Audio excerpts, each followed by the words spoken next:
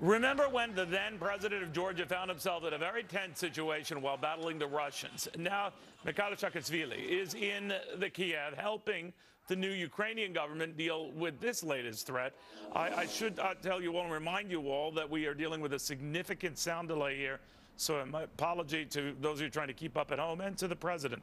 Mr. President, very good to have you. I want to talk about what you tell those Ukrainians you meet. How do you guide them?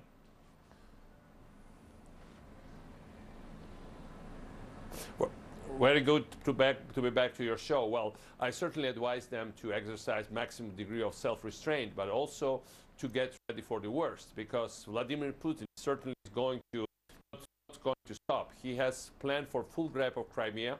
For that, he needs to expel Ukrainian military bases there, and you saw on your images the heroic Ukrainian military that basically were confronting much more exceeding Russian force, but they still were very brave and trying to defend their own country. But so far, it has not been, it has not been a shootout, but it was very close to that.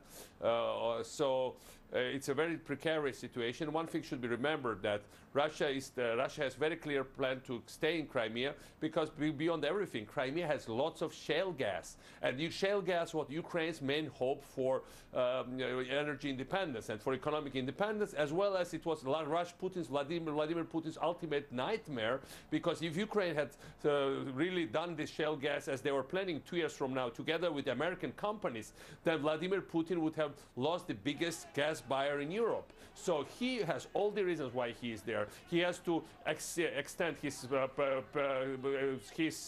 stay inside Russia as a president. He needs to grab this gas and kill Europe's alternative sources of energy. And he certainly is going to, his game is to keep the rest of Ukraine under chaos and to keep a foothold and control of this territory for good, if he is allowed to get away with that. Mr. President, how far do you think he'll push it, though? On paper, he has lost a lot of money, as have a lot of Russian oligarchs, when the Russian market tumbled, be it in energy and Lukoil, and a lot of natural gas concerns that have tumbled in value on growing concerns about their stability. So maybe for his own self-financial preservation, he's going to want to cool it. Do you think that, more than sanctions, will tame him?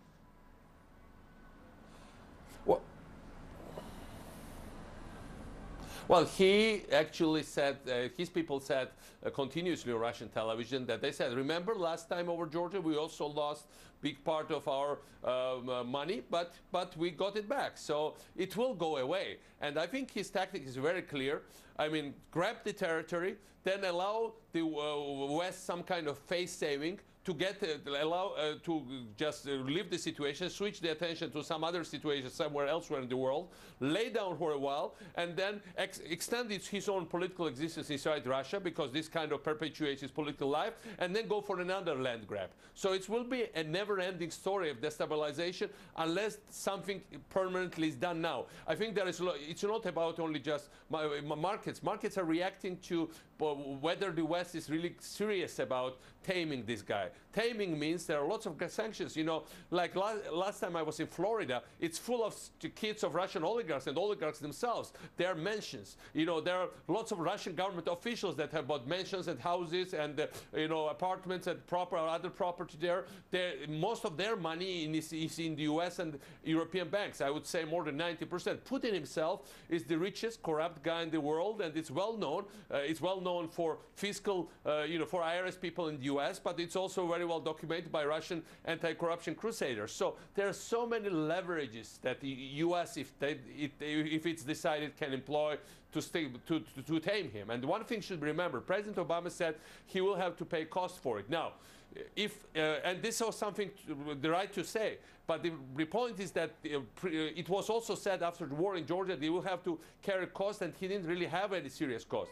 So if it doesn't cost him now, it will cost the United States. This will have wide repercussions all over the situations on Syria, ranging from Syria to financial markets, domestic internal political situation of the United States. It really is not going to go away. Right now, exactly like in Second World War, Nazi Germany grabbed part of Czechoslovakia, which was inhabited by Germans, ethnic Germans, under the pretext of protecting ethnic Germans. And then, some Westerners said that faraway land of which we have heard very little. This was then Chamberlain, Prime Minister of UK. Exactly the same way some politicians in the West say, well, we don't really have interest. We need to think about it. Well, the problem is that, as we know, the thing didn't stop back then in previous centuries. It escalated to Second World War. Now, I'm not thinking that this will escalate to the Third World. However, it will escalate into serious, grave problems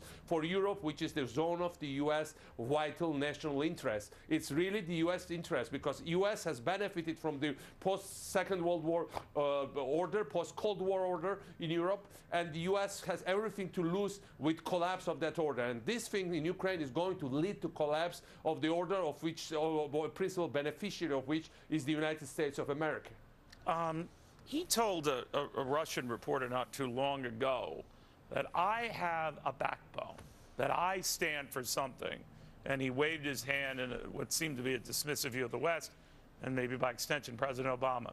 Does he think the West is just too weak, too vacillating to respond, so he's going to do anything and everything he wants?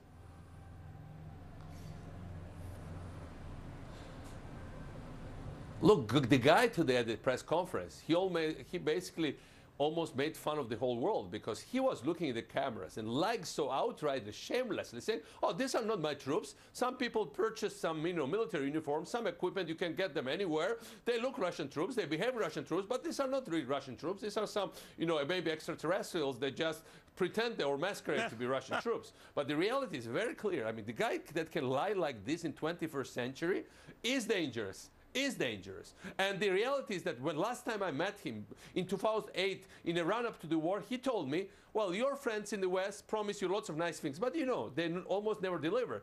I don't promise you nice things, but I certainly do deliver. And he doesn't want to be liked. Right now, even Kazakhstan, which is usually very loyal to Russia, made statement against Russian moves.